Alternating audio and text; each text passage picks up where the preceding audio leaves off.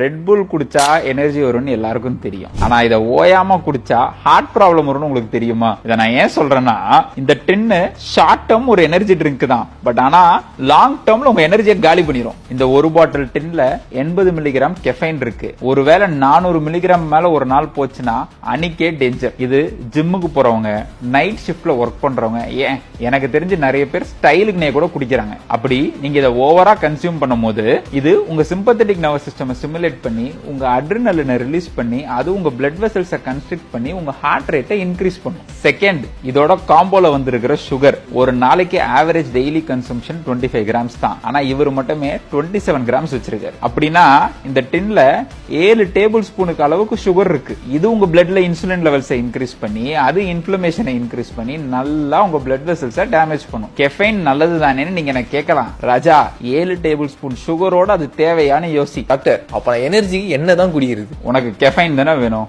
10 ரூபாய்க்கு black coffee with no sugar கிடைக்கும், சாப்பிடு.